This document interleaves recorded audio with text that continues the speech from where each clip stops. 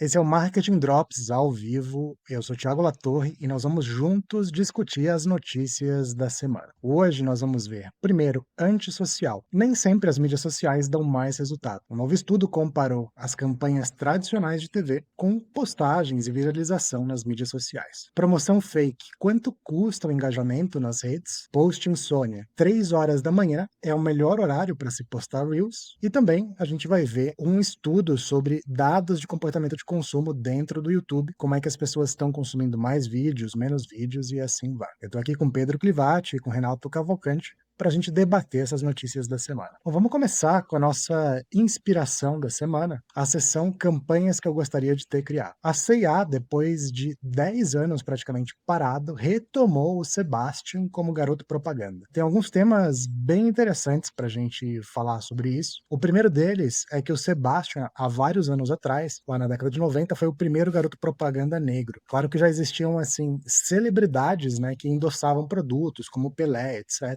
Mas, nesse caso específico, ele foi o primeiro personagem, um ator contratado, né, para fazer as campanhas. O que tem muito a ver com esse posicionamento da C&A de democratizar o acesso à moda. Esse é um ponto interessante dessa campanha. Outro ponto interessante, né, a gente sabe pelos estudos que a gente traz aqui, que quando uma marca mantém o personagem ativo por mais tempo, ele vai se tornando cada vez mais efetivo. Outro ponto de curiosidade, essa eu não sei se vocês sabiam, eu não sabia, nem Renato nem Pedro, que ela fez tanto sucesso porque ela saiu uma semana antes do plano Collor. Então eles tinham acabado de separar e pagar toda a mídia dessa campanha com Sebastian lá na década de 90. Todo o dinheiro do pessoal foi travado, confiscado. Então eles foram praticamente uma das únicas anunciantes que mantiveram assim intensamente os anúncios na TV. Esse foi um golpe de sorte ali para o Sebastian ficar tão famoso. E outro ponto que eu acho legal, vale a gente abrir ali, é uma collab que eles fizeram entre a Bombril e o Sebastian alguns anos atrás. Eu acho legal esse movimento da marca que eles estão fazendo de retomar ali um garoto propaganda com tanto histórico,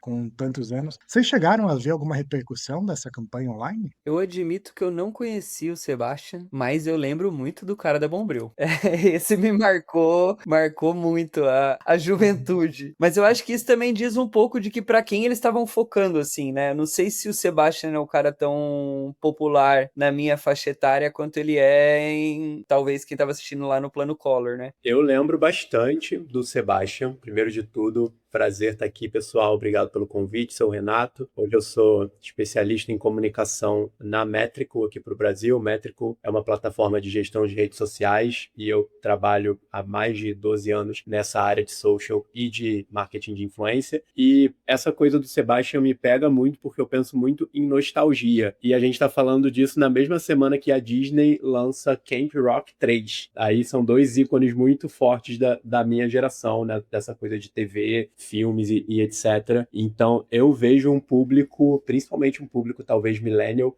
olhando muito para o passado, olhando muito para a nostalgia, querendo muito ter esse quentinho aí de coisas antigas que a gente curtiu. Então, para mim, faz muito sentido esse movimento da C&A. Essa questão da nostalgia é bem interessante. Eu vi uma outra ação da Disney essa semana que eles transformaram, acho que 4 ou 5 influenciadoras famosas em princesas, Sim. assim. E, cara, a Disney sempre foi muito fechada, né, com a propriedade intelectual delas. É um risco enorme, assim, você transformar uma das influenciadoras em princesa e depois essa influenciadora faz alguma caca aí online e fica associado. A Disney, cara, sempre foi extremamente restrita, né, com propriedade intelectual. A gente viu eles liberando agora a parceria com o TikTok, eles fazendo essa ação. Então acho que é muito relacionado a essa questão da nostalgia mesmo. Agora eu fico me perguntando, né, eu cheguei a convidar a Cissa, que é CMO da C&A, para estar aqui com a gente. Eu queria perguntar para ela justamente como que eles pensam nas novas gerações também. Eu vejo muito essa questão da nostalgia, mas você pega marcas tipo, sei lá, Sephora, e as meninas novas, elas estão invadindo o shopping, né? Como que a C&A, será que tá pensando nessa questão da nostalgia e tal? Quem sabe depois a Cissa não grava um pedacinho extra, manda aqui pra gente. Pessoal, conseguimos trazer a Cecília, CMO da CIA, para comentar um pouco dessa campanha, os bastidores e o que aconteceu. Então, Cecília, muito prazer aqui ter você aqui na nossa live do Marketing Drops. Primeiro, muito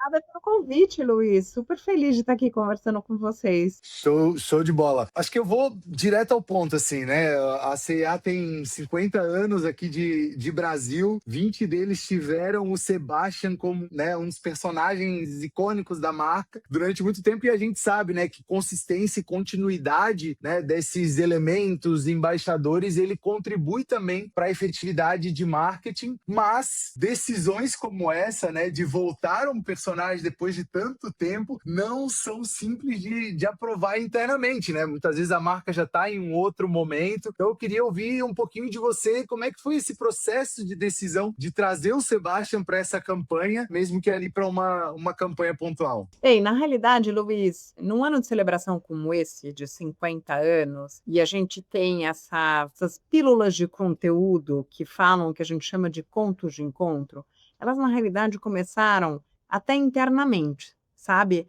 A gente tem histórias maravilhosas internas que a gente conta desde o primeiro mês do ano, desde janeiro, fevereiro, acho que começou mesmo, que a gente conta histórias de pessoas que estão na C&A há muito tempo. Algumas 30 anos, outras 10, 20, são histórias maravilhosas. E a gente falou, putz, ao longo de todo esse processo, e mesmo dentro do planejamento já do que a gente ia contar, a gente olhou e falou, se tem histórias internas, certamente tem grandes histórias a serem contadas e não teria como não falar com o Sebastian, né? Você mesmo trouxe o garoto propaganda da marca durante muito tempo, e a gente sabe da história da marca, da importância que ele tem. No momento onde ninguém falava de diversidade, ele foi a representação da diversidade, foi um grande parceiro da marca, então você não tem como celebrar um aniversário de 50 anos sem ele contar as histórias. E acho que o vídeo ficou muito legal, né? Quem não viu, eu recomendo dar uma olhada, que fala mesmo até o que ele celebra, assim, que a C&A continue com mais 50 anos, mas com esse espírito jovem. Eu até gosto do jeito que ele termina, eu me arrepio só de falar, porque é muita tradução do que a gente quer fazer.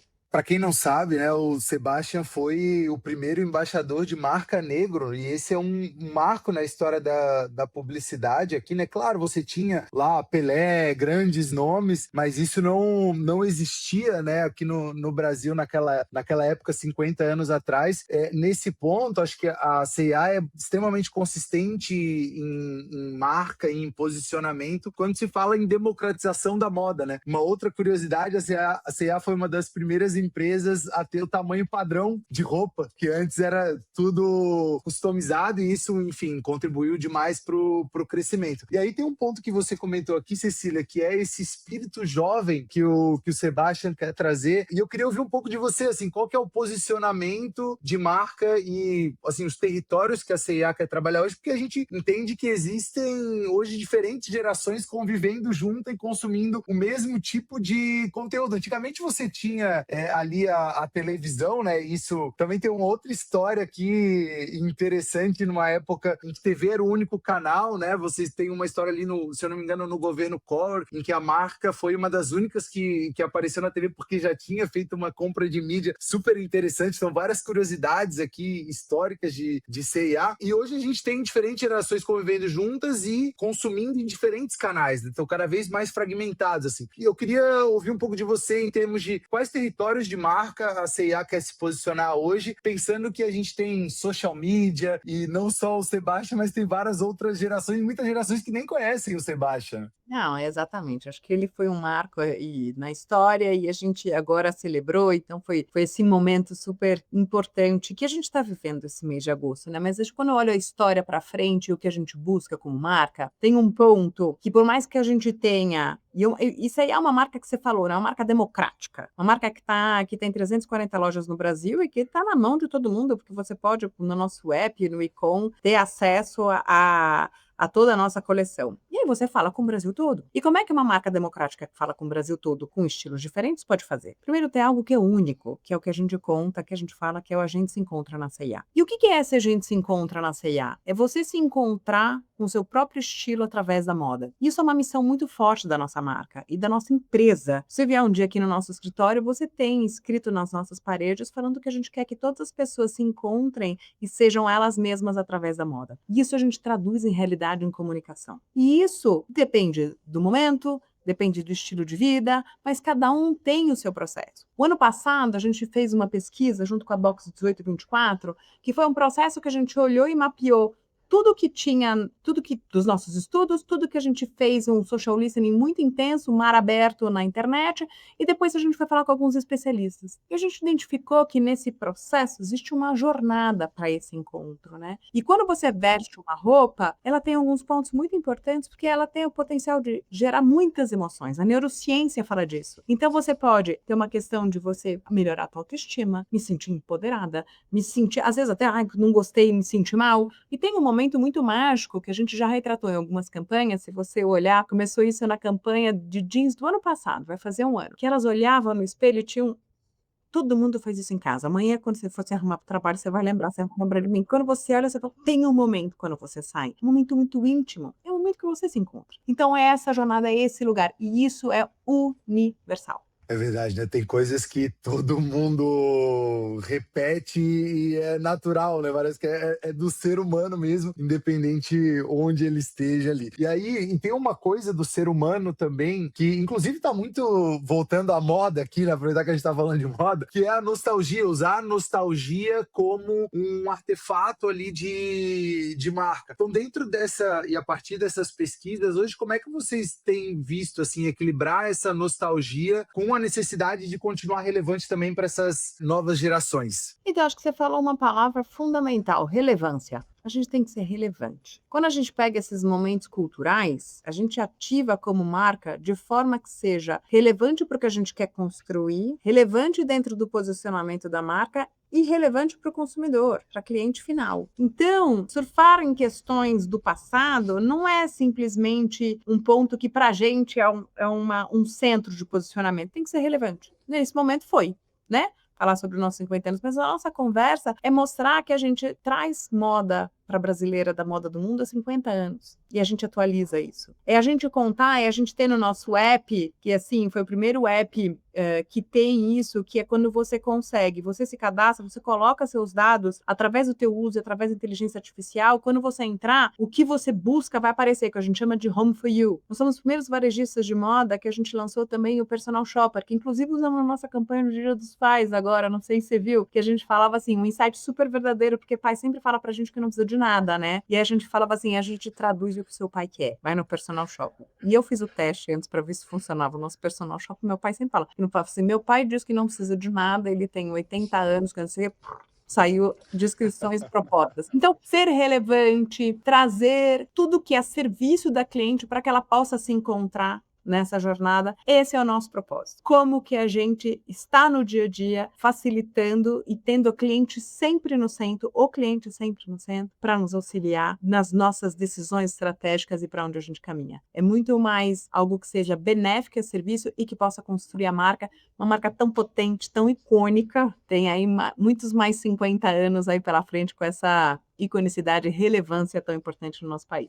Show, adorei que você trouxe esse ponto de não é sobre surfar coisas do passado, mas como é que eu trago esses artefatos e me mantenho relevante também aqui nos dias atuais. Cecília, obrigado pela participação aqui, a campanha foi um sucesso, tanto que virou destaque aqui no Marketing Drops. Muito obrigada, adorei o convite e entra lá no nosso app, baixa o app, dá uma olhada e eu te garanto, Luiz, vai ter muita coisa boa aí para os próximos meses, próximas semanas até. Eu vou indicar para minha filha também. Cecília, obrigado! Agora vamos falar de mídias sociais, né? O Sebastian, ele também estava ganhando mais relevância nas mídias sociais recentemente. Ele desapareceu, basicamente, depois da C&A, fez algumas campanhas, mas pelo menos 2 ou 3 reels deles chegaram para mim, tipo, nos últimos meses, assim. Então acho que ele tá, de certa forma, se tornando um creator. E esse é o grande tema também da nossa edição, as mídias sociais versus televisão e demais temas. Tá? Então, a primeira notícia, que a gente chamou aqui de marketing social, a WARC, né, que é do Reino Unido e estuda dados de marketing, achou um furo na estratégia das mídias sociais. Eles compararam 210 cases na Ásia, né? A Ásia é extremamente forte ali em social, então é uma referência, por isso que eles partiram para lá, e eles descobriram essencialmente que o comercial tradicional, aquele comercial que gera uma emoção em você e passa na televisão, ele gera 4 vezes mais resultado do que as mídias sociais a longo prazo. O que a gente está chamando de resultado aqui?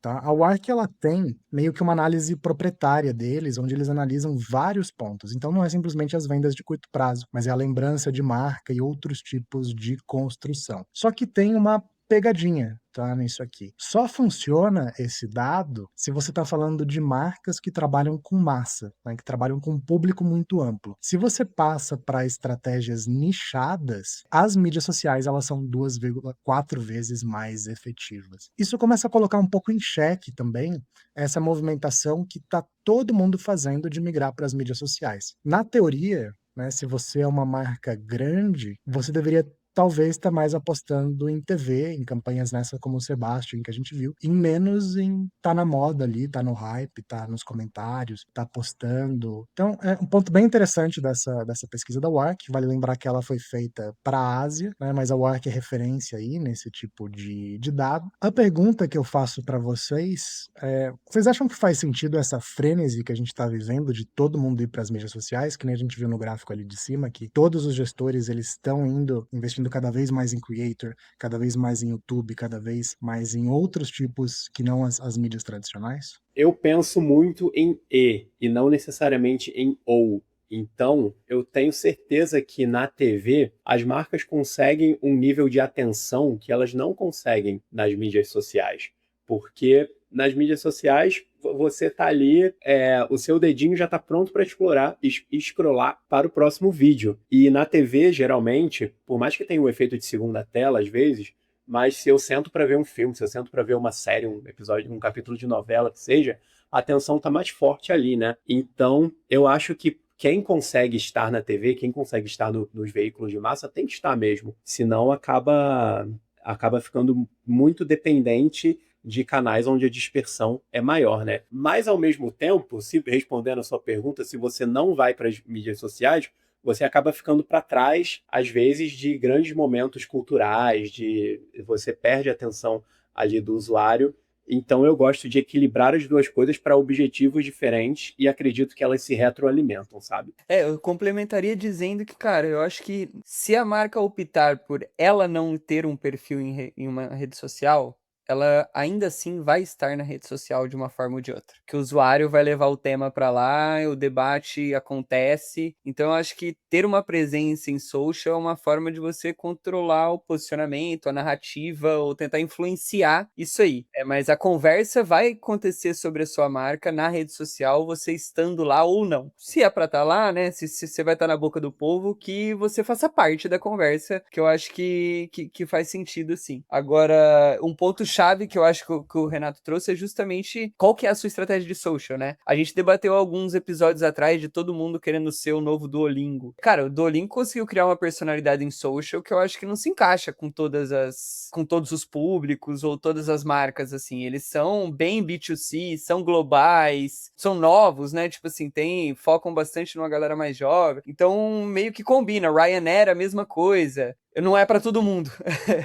E mesmo assim, tem bastante gente forçando a barra lá. Pô, eu não acho que, por exemplo, o Gov deveria estar necessariamente postando memes. Ou a White House lá postando vídeo também, o handle da White House postando vídeo de meme de guerra. Eu acho que às vezes, pra mim, algumas coisas ficam fora de tom, assim, sabe? Todo mundo indo nessa máxima de todo mundo tem que postar meme, eu tenho que ser descolado e eu tenho que estar em social. Não, você pode estar em social com um posicionamento bem diferente daquele ali, muito, né, que seja mais condizente com o posicionamento da marca em outros canais também. Uma marca bem interessante para a gente acompanhar nesse processo, ou algumas marcas, na verdade, são as marcas de LLM, né? Porque elas estão na mesma situação que o Google estava há algumas décadas atrás. Teoricamente, eles nem precisavam de marketing. O Google demorou anos para fazer campanhas de outdoor, de out of home, campanhas de mídia paga, etc. Ele contava muito com a adoção dos usuários. E também a OpenAI, por exemplo, contou muito com PR, né? Eles fazem esses PRs agora de a minha IA escapou. Esse é novo playbook deles é esse, né? Criei uma IA tão boa que ela escapou e é extremamente perigosa. Eu tive que proibir ela. É um Estavam novo rolando playbook ali. Tava rolando até uns memes do Sundar Pichai do Google lá, brigando com o time, falando, nossa, IA não vai atacar ninguém? Tipo assim, o pior, mas todo mundo atacando geral, nossa, não foge, não rouba ninguém, não ataca ninguém. Então é bem isso, né? E aí, acho que é interessante ver o que eles estão fazendo, porque diz muito sobre o novo playbook de social. E aí eu comentei da OpenAI, porque é a nossa próxima notícia, justamente. Eles fizeram um Summer Camp, uma espécie de brand trip trip, e aí eu acho que vale a pena a gente destacar o que que é uma brand trip, né? Porque não é um conceito bem difundido, por isso que ela entra nesse trending. Não é uma bad trip, né? É uma brand É uma trip. bad trip. É, o deles foi uma bad trip, mas é essencialmente uma press trip, né, onde você pagava um jornalista para ir num congresso e aí o jornalista fazia livremente ali uma matéria sobre aquilo. A brand trip ela tenta trazer mais uma experiência, tenta trazer quase uma propina ali pro esse creator, para esse influencer, com hotel de luxo e uma série de coisas. E a OpenAI fez uma ação dessas, fez um summer camp. Só que eles pegaram muito no lado humano, né? Então eles pegaram a apicultura, eles pegaram aqueles jantares direto da fazenda para mesa e tudo mais, e teve um backslash enorme, assim. Os vídeos dos creators dá para acessar ali, ficaram, assim, bonitos, mas a galera tava comentando em cima, né? Pô, você vendeu sua alma pra estar por uma diária aí, que nem era uma diária tão barata, na verdade, né? Era uma diária ali com preço de MacBook também. Na OpenAI também, eles entraram nessa discussão agora, nessa discussão não, mas nessa onda de zoar as marcas, né? O Instagram, eles mudaram o logo essa semana, e aí o ChatGPT foi lá e refez o logo deles iguais. Não sei se vocês viram esse post no Instagram também, né? Como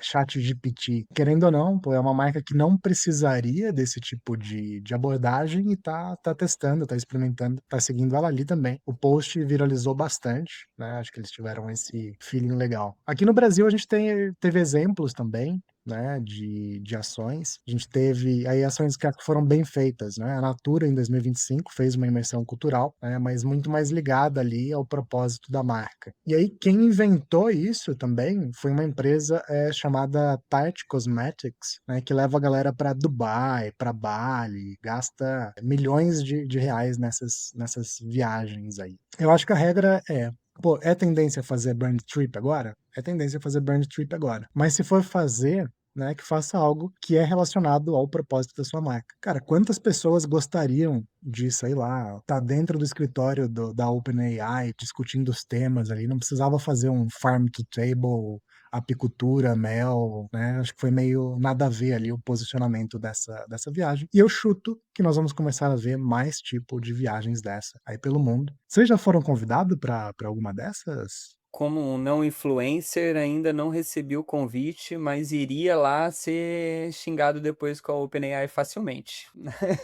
Infelizmente também nunca fui convidado para uma dessas. Venderia sua alma por uma diariazinha de MacBook. Facilmente. Até uma subscription do Codex ilimitada. E um pico de engajamento, né? Porque tem o quantitativo e o qualitativo, né? E esses influenciadores, apesar da crise, tiveram um aumento ali nos seus números, talvez nos seus seguidores, na sua entrega de conteúdo. Então, também é difícil de medir até que ponto isso foi bom, foi ruim pro perfil deles, né? E eu Sim. eu sinto que a narrativa também tá mudando, sabe? Quando deu aquele rolo da Anthropic não liberar o uso do cloud, do modelo deles para Casa Branca, para fins militares, e falar não para Casa Branca, ela se posicionou como a pomba branca anti-guerra dos LLMs, né? Foi a salvação da pátria ali, e eu acho que esse foi o gatilho inicial que fez com que eles passassem o ChatGPT, deixassem o ChatGPT comendo poeira, assim. Somado a uns outros fatores, eles terem acertado em cheio com o formatinho do Cloud Code, Cloud Cowork e o chat, etc. Mas, tipo assim, aquele ali eu acho que foi o timing aonde o gráfico de crescimento da Anthropic começou a ser exponencial. E é parte mérito do time de produto e posicionamento de marca, etc., mas também eu acho que parte demérito da OpenAI, que no mesmo dia estava fechando com o Pentágono, falando usa aí, vai pra guerra com o ChatGPT. E eles ficaram com esse bad rap aí durante um bom tempo, mas ultimamente eu tô sentindo que a narrativa tá mudando de novo. O pessoal não tá mais olhando a Anthropic como essa santidade de pura e não sei o que lá mais. E a OpenAI conseguiu correr atrás ali com o Codex, com o produto, com os outros lançamentos e tal. Fez eu acho que a aquisição da TBPN foi excelente para a OpenAI na quesito de, tipo, planejamento de comunicação, sabe? Porque o Dario da Anthropic ficava batendo muito no fim dos tempos, né? AI vai acabar com todos os empregos, acabar com os colarinhos brancos, corro enquanto é tempo, ela é perigosa, nós somos que estamos criando uma AI safe aqui, não sei o que lá. E ultimamente, tipo assim, pô, Anthropic o Claude tá fugindo dos ambientes sandbox, tá tagando o Hugging Face, tá roubando em prova também, criou o Mythos que consegue hackear basicamente tudo, em teoria, porque ninguém tem acesso. Então, eu acho que eu vejo muito as violações de narrativa, né? Narrativa violation e narrative shift, da narrativa realmente mudando. A OpenAI, para mim, apanhou bastante nos últimos tempos, e talvez por isso eles terem feito um Summer Camp. Quem apoiou acabou levando tomatada aí também, mas eu não duvido muito que a OpenAI nos próximos meses, ela que surja como a AI bonzinha, enquanto o Anthropic não tá mais como tanto salvadora da pátria, assim. Parece que às vezes essa galera também, eles vivem em outro mundo, né. Eu lembro uma notícia um tweet do Sam Altman, se eu não me engano, que ele sugeriu você fazer um podcast para os seus filhos, para você poder escutar no carro com eles por IA, né. E aí a galera questionou: "Viu, mas por que que você simplesmente não conversa com seus filhos no carro, ao invés de você mandar, tipo, a IA fazer um podcast para trazer os temas da família ali, né?" Então acho que tem muito para se acertar nesse tema de humanização, mas engajamento é essencial nessa parte, e a gente vai para a próxima notícia falando sobre engajamento. Até que ponto faz sentido você comprar engajamento, né? Será que engajamento é tão importante a ponto de você ter que comprar? E esse novo estudo analisou 2 dos principais fornecedores onde você compra engajamento para ver o preço médio dos tipos de engajamento. Basicamente, o que a gente vê é que é caro você comprar comentários. Na verdade, o mais caro são comentários. É um pouquinho caro você comprar compartilhamentos. Seguidores, curtidas e views é barato, exceto no YouTube, que é caro você comprar seguidores. A pergunta que eu faço para vocês é: faz sentido, ou em que casos faz sentido uma marca comprar engajamento, né? Ao invés de conquistar ou até de impulsionar um post para fazer aquele post ganhar engajamento orgânico, mesmo pago ali. Tô tentando pensar em um caso que isso vale a pena, assim. Eu acho que o Eu tenho resultado final, ele é sempre de punição, sabe? Porque a conta não fecha, tipo... um caso que eu vejo, é, por exemplo, assim, você tem uma marca no Instagram que tem poucos seguidores. No Brasil, seguidores no Instagram ainda é muito sinal de status, né? As pessoas ainda batem o olho e pensam, pô, essa marca é grande, essa marca é pequena, tem autoridade, não tem autoridade. A gente sabe que seguidores, ou pelo menos essa é a última informação que nós temos, não importam tanto assim, né? Porque é muito mais o algoritmo ali que está entregando do que os seguidores em si. Então, eu acho que se uma marca me procurasse e falasse, nossa, eu preciso muito aumentar o número de seguidores, não tenho nem o dinheiro, nem o tempo para fazer isso crescer organicamente, preciso ter a mesma quantidade de seguidores do que o meu concorrente. Eu acho que eu apoiaria a marca ali a comprar esse número de seguidores. Ou então também, quando uma marca precisa fazer uma rampagem muito rápida para ter acesso a alguns recursos, né? Por exemplo, no YouTube, de, sei lá, fazer lives, ou no TikTok, de vender pelo TikTok. Então, acho que em alguns casos faz sentido, mas na maioria dos casos eu acho que é muito mais desespero mesmo e questão de ego ali. E aqui a gente não tá falando de fake engagement, né? Ou estamos falando de fazendas de bots chineses? Na teoria, essas 2 empresas que eles analisaram dizem que não são bots, mas são fake. São pessoas que provavelmente recebem uma porcentagem ali do que você está pagando para fazer um comentário. Eu vejo, Thiago, nesse caso que você mencionou, é um problema de curto prazo, né? A empresa precisa, ou por uma questão de credibilidade, ou por uma questão de concorrência, por exemplo, chegar no número X de seguidores. E eu vejo daqui a 6 meses, 1 ano, essa empresa com um problema de engajamento,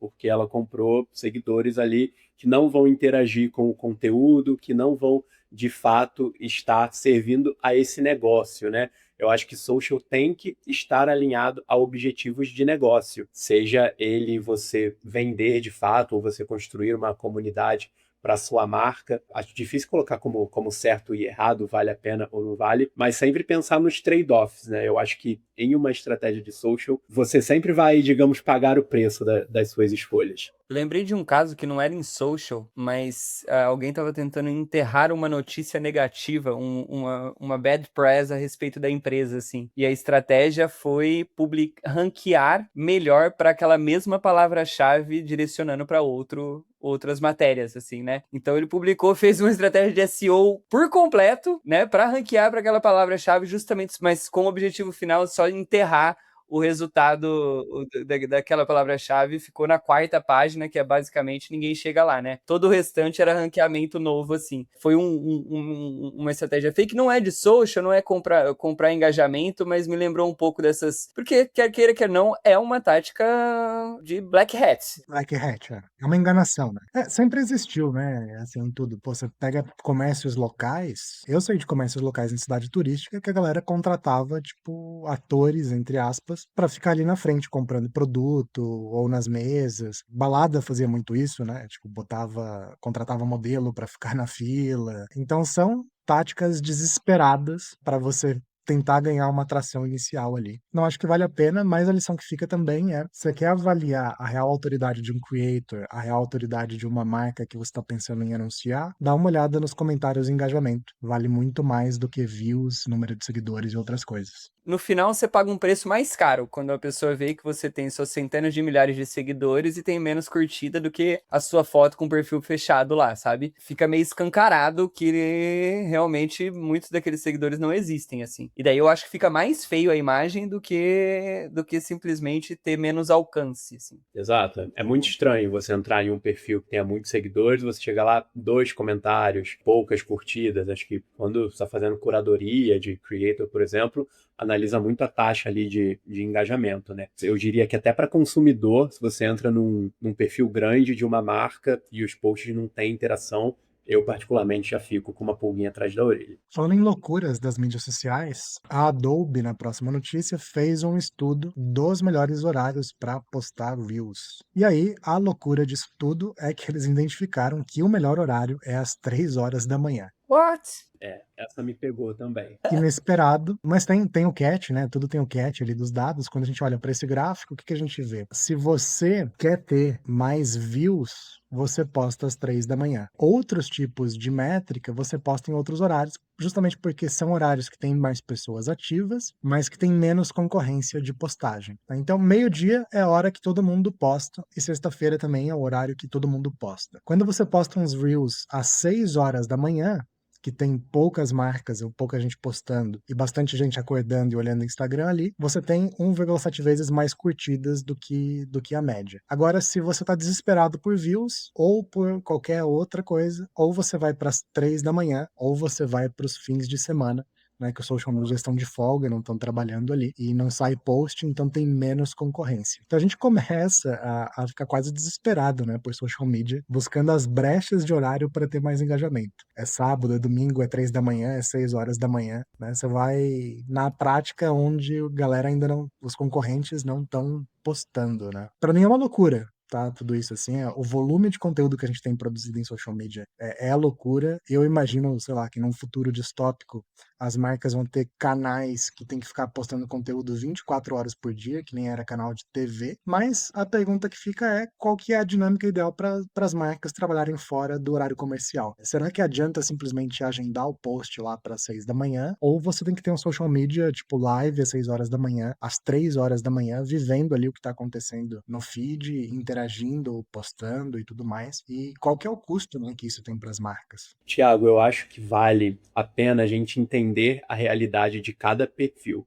Acho que esses benchmarks de mercado são muito interessantes para a gente testar hipóteses, mas a gente vê muito isso na Métrico, por exemplo. A nossa plataforma calcula os melhores horários para postagem de acordo com os dados anteriores do conteúdo da sua conta. Então, você consegue ter essa noção e fazer testes. Um social media que hoje está postando às 9 da manhã, porque foi o que sempre deu certo para ele pode começar a tentar postar às 3 e ver se essa realidade se encaixa ao perfil da marca dele. Pode ser que isso seja o caso, pode ser que não. Então, eu acho que social precisa muito desse tentativa e erro para você entender o que funciona dentro da sua realidade, sabe? E outro ponto também, eu particularmente sou muito fã de agendar conteúdos. Essa pergunta que você fez, Thiago, se é necessário ter alguém online ou se dá para deixar agendado, a gente teve recentemente até um vídeo do Adam Mosseri, que é o CEO do Instagram, falando que ele mesmo agenda os Reels dele. porque isso não impacta em entrega, não impacta em engajamento, e que isso permite até que o Instagram trabalhe na tradução automática desse conteúdo, para eventualmente entregar para perfis de outros idiomas. Então temos essa recomendação aí do Mosseri, e eu acho que para social media, um dia com conteúdo agendado é um dia de paz, então sou particularmente muito fã desse tipo de trabalho. Então também acho que tem gente, ou marcas menores principalmente, que fazem os posts do mês e já deixam tudo agendado. E aí eu acho que você desconsidera muito a vibe ou o feeling daquele momento ali, do que tá rolando no feed. Eu entendo que o algoritmo não penaliza você agendar e é até bom esse recurso, né, que ele tem tempo de processar o que tá ali para entregar melhor, mas também eu acho que você deixar um mês de posts agendados não é a solução, não é o caminho ali. Concordo com você, acho que o planejamento precisa ser flexível. Do mesmo jeito que você deixa agendado, você tem que poder, às vezes, desagendar ali no dia, porque aconteceu alguma coisa que a sua marca precisa estar participando. Não precisa participar de tudo, acho que isso é outra conversa, mas é muito importante você estar ligado ali no que está acontecendo ao redor para ser relevante nesses momentos aí de trends e etc. Acho que a gente tem um pouco, trouxe a pegada do calendário editorial meio como herança da época de que content marketing era blog post e social era só o link para aquele blog post, né? Acho que social evoluiu, estratégia de conteúdo evoluiu, mas ainda ficou com o calendário editorial como uma coisa estática que você consegue planejar com um mês de antecedência, né? Mas eu tô com vocês, assim, eu acho que tem que ter até dá para ter um esqueleto, né? Porque muitas coisas dá, tipo, datas comemorativas e lançamentos, então você consegue se antecipar com antecedência, assim. Mas, pô, participar da conversa ativa daquele momento, eu acho que é o boom que faz você se separar ali em social, que faz o diferencial, assim. Então, tem que ter a malemolência ou a flexibilidade ou espaço ali para conseguir aproveitar a conversa que tá em voga agora, né? Com certeza. Ou ciclos menores de planejamento, de uma semana, de 15 dias, não precisa necessariamente ser mensal também, né? E, cara, também acho que um ponto importante é não desaparecer quando dá ruim, né? Tipo, se uma marca que tem uma presença muito forte em rede social, daí, se há alguma coisa negativa, ela deixa de se pronunciar, não aparece mais. Eu lembrei de um caso que eu acho que foi do Burger King, de uma moça que postou um vídeo que não foi muito bem tratada ali pelo atendimento e tal, e aquilo viralizou. Quando eu cheguei nesse Reels, ou era no TikTok, não me lembro direito, já tava na casa dos milhões ali de curtidas. Era um bad press, né? Era algo extremamente negativo pro Burger King, que tem uma estratégia de social de ficar participando de todas as conversas que ela não é chamada, né? Ela vai nos comentários e sempre participa, e, cara, é engraçado, né? Tipo, na maioria das vezes eles acertam ali. Mas nesse post em específico, a gigantesca maioria dos comentários era: cadê o Burger King nesse comentário? Cadê você na hora que você precisa participar? O estagiário, o analista de responding lá falou: essa bucha não é comigo, não. Não é pra isso que eu sou pago só pra fazer gracinha aqui. Manda isso pra galera de PR, pô. Aí já era, aí engessou, né? E eu tava vendo, como eu lembrei dessa, eu tava vendo o Instagram da Casas Bahia também pra ver como é que tava os comentários hoje. Que a Casas Bahia anunciou recuperação judicial hoje de manhã, 300 lojas fechadas, prejuízo de 13 bilhões, um monte de outras coisas negativas, assim, né? E não está mais atualizado.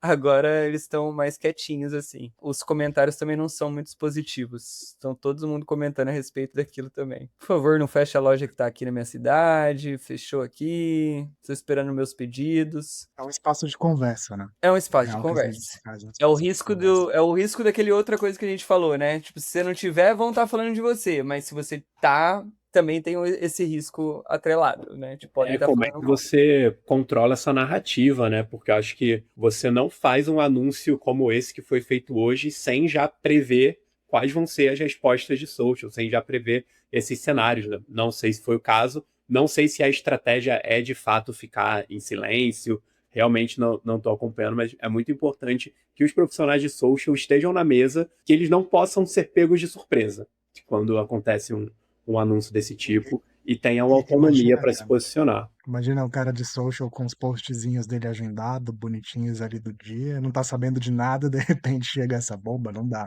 pra acontecer isso, não. Eu faria que nem o estagiário lá que eu falei do Burger King e falei: essa bucha não é minha", Tchau, obrigado. e Tchau, obrigado. Mas boa, vamos então para a última matéria aí, antes da gente passar pelo giro de notícias, que foi um estudo feito pela Métrico, do Renato, que está aqui conosco, no YouTube, né? Então nós temos alguns dados interessantes e já confirmam coisas que a gente sabia. Primeiro, aconteceu uma alta de views dentro do YouTube, uma alta de 76% mais views esse ano no YouTube. Ponto positivo? Sim. Porém, o tempo assistido caiu 37%. Então ficou muito mais curto, a atenção diminuiu. E o engajamento também caiu praticamente pela metade, caiu 45%. Então a gente começa a ver um cenário do YouTube que talvez seja muito mais próximo do Shorts. Queria primeiro saber a sua leitura, Renato. O que você acha que aconteceu no YouTube nesse último ano para nós termos esses dados? Tem alguns movimentos que a gente observa, né, junto aos dados do estudo. Esse estudo analisou quase 800 mil publicações feitas em fevereiro de 2026 e fevereiro de 2025. Então, a gente compara esses dois períodos para entender o que aconteceu e a gente percebe um movimento aí caminhando para saturação, em que a gente tem sim mais pessoas assistindo, que é muito bom, mas a gente também tem mais opções de conteúdo, mais pessoas produzindo conteúdo e um efeito de menos atenção. A gente sabe que cada vez mais as pessoas estão com uma disputa muito forte de estímulos e de conteúdos que elas podem consumir. E o YouTube sempre foi a casa de conteúdos mais longos, de conteúdos em alguma medida mais profundos, né? Só que quando entra a figura dos shorts como um formato mais rápido, formato ali de vídeo curto, vídeo vertical, a gente acaba trazendo um comportamento de scroll muito rápido. Então, se um vídeo longo não pegou a minha atenção, se aquilo ali de alguma maneira não está me agradando, não está me entretendo, eu vou para o próximo sem dó nem piedade. Então a gente percebe que não é mais só sobre você agradar o algoritmo com quantidade. Você tem que agradar com qualidade também, senão as pessoas vão sair do seu vídeo sem dó nem piedade. Cara, o YouTube foi uma grande aposta das empresas de mídia esse ano, né? Tá sendo uma grande aposta. Quando a gente olha aquela pesquisa lá anterior, o YouTube tá praticamente em primeiro lugar. E aí é curioso, porque uma das tendências que a gente tem analisado muito por aqui, inclusive é o que a gente tá fazendo agora, são as lives longuíssimas, né? Cara, canal que faz live todo dia, faz 3 horas de live. E aí, ao mesmo tempo, a gente tem esse dado que, tipo, o span de atenção tá menor. Então, essa é uma coisa sempre que me pega, sabe? Quando a gente fala de span de atenção. Você fala, as pessoas não têm mais span de atenção. Aí, de repente, o cara passa 12 horas maratonando uma série, né? Tipo, cara, que span de atenção é esse? Tenta botar um filme de 12 horas ali num cinema, nunca ia rolar. Então, eu acho que é muito, né, questão de encontrar os formatos, e eu acho que o YouTube ainda tá nesse momento, né, de descobrir o que será que realmente pega ali no YouTube. Em questão de algoritmo, Renato, como que você viu mudança no algoritmo do YouTube dentro dessa pesquisa? Deu para perceber alguma coisa, alguma diferença? Deu para perceber uma mudança nos critérios para entrega de conteúdo em relação à base de seguidores. A gente percebe que a grande maioria das views orgânicas, 61% dessas visualizações orgânicas, hoje elas vêm do feed dos shorts. E só 11% das visualizações vêm do feed de seguidores. E é muito engraçado, né? Eu, quando leio esses estudos, fico tentando materializar isso. E eu realmente percebo isso. Estava olhando a minha TV, que eu assisto muito YouTube na hora do almoço, enfim. E eu vou percebendo, cara, eu não sigo esse canal. Eu recebo 3 vídeos desse canal por dia e não sigo, mas o YouTube tá entregando para mim. Porque esse criador de conteúdo está emitindo sinais para o YouTube que eu me interesso desse tipo de conteúdo. Então, cada vez mais palavras-chave, o próprio SEO dentro do YouTube está muito forte, né? Em um mundo que a gente está acostumado a ter número de seguidores como a principal métrica para selecionar influenciador, para, às vezes, até ter essa credibilidade das empresas, né? A gente percebe que para fazer com que o seu conteúdo chegue a mais pessoas, isso não é mais o que muda o jogo e que dá para você se aliar ali ao algoritmo, entregar a sua mensagem para o algoritmo de uma forma que vai fazer com que essa mensagem chegue nas pessoas certas, sem necessariamente que essas pessoas sejam suas seguidoras. E eles mudaram, não sei se vocês viram, mas eles anunciaram que a partir do dia 24 de agosto, as visualizações vão ser contabilizadas no momento que o vídeo começa a ser produzido, sem tempo mínimo de exibição em todos os formatos, shorts, lives. Então, na verdade, não vai nem mais ser view, né? Vai ser quantas vezes você teve a oportunidade de estar na tela de alguém, né? É, Rodou até um segundo ali. porque eles rodam antes de você clicar, o vídeo já tá aparecendo, né? Isso vai ser uma view também? Vai ser um play agora, ao invés de É. uma view, vai escalar muito esse número, né? Provavelmente ano que vem a gente vai estar vendo o número de views aumentando bastante. Bom, eu acho que o resumo, né, dessas conversas que nós fizemos é que as mídias sociais, de certa forma, elas precisam se reinventar, porque não adianta você achar buracos às 3 horas da manhã, você comprar engajamento fake, você ficar dependendo só do algoritmo ali para conseguir mais alcance, né? Eu acho que a mensagem final que fica é, voltando lá para o relatório da UA, é que a gente tem que fazer coisas pensando no consumidor, no usuário, coisas que ele vai curtir assistir, coisas que ele vai lembrar, coisas que vão estar presentes ali nele. Vou passar rapidamente, tá? Pela giro de notícias aí da semana. Aí vocês também fiquem à vontade para fazer um último comentário e se despedir da galera. Primeira notícia do nosso giro de notícias é o TikTok Shop, que já representa 2% do varejo digital nos Estados Unidos, né? É um número bem grande pelo tempo que eles estão lá, só que a maioria dos vendedores diz que ainda não está tendo lucro pelo canal. Tudo bem, acho que é um momento de adaptação ali do canal, mas 2% de penetração de mercado já me impressionou. Acho que é um canal interessante para a gente estar monitorando. O Threads, o Twitter ali do Meta, do Instagram,